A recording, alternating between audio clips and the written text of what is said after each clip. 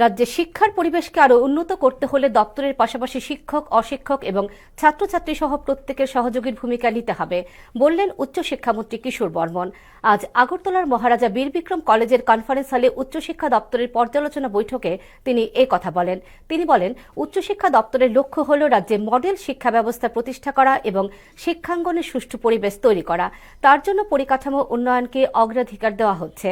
জাতীয় শিক্ষানীতি অনুসারে শিক্ষা ব্যবস্থাকে আরও আধুনিক এবং মূল্যবোধ ভিত্তিক করার কাজ শুরু হয়েছে বলে তিনি জানান। উচ্চশিক্ষা সংলাপের মধ্য দিয়ে আলোচনার দরজা খোলা রয়েছে বলে জানান মন্ত্রী। পর্যালোচনা সভায় মেয়র তথা বিধায়ক দীপক মজুমদার, এমবিবি বিশ্ববিদ্যালয় উপাচার্য সহ উচ্চশিক্ষা দপ্তরের আধিকারিকরা উপস্থিত ছিলেন।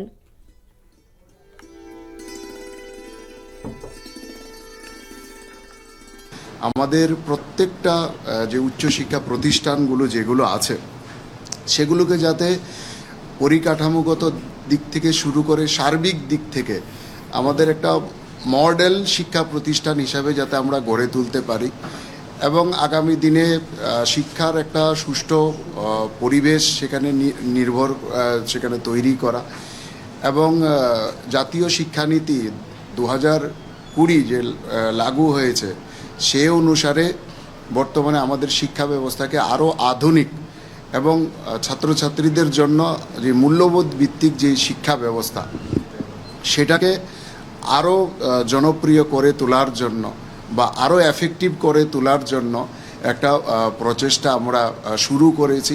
এই প্রচেষ্টার মূল উদ্দেশ্য হচ্ছে যে আমরা মনে করি, আমাদের সরকারও মনে করে যে একটা শৈক্ষিক প্রতিষ্ঠান বা শিক্ষা পরিসরকে যদি উন্নত করতে হয় সেখানে শুধুমাত্র সরকারের একক প্রচেষ্টায় কখনো সম্ভব নয় কিংবা দপ্তরের একক প্রচেষ্টায় কখনো সম্ভব নয়। আমরা প্রত্যেকেই, মন্ত্রী থেকে শুরু করে দপ্তর থেকে শুরু করে ছাত্রছাত্রী পর্যন্ত আমরা মনে করি আমরা প্রত্যেকেই এই প্রতিষ্ঠানের ডেভেলপমেন্টের জন্য আমরা প্রত্যেকে সহযোগীর ভূমিকা এখানে আমাদেরকে গ্রহণ করতে হবে, প্রত্যেকে সক্রিয় ভূমিকা আমাদেরকে গ্রহণ করতে হবে।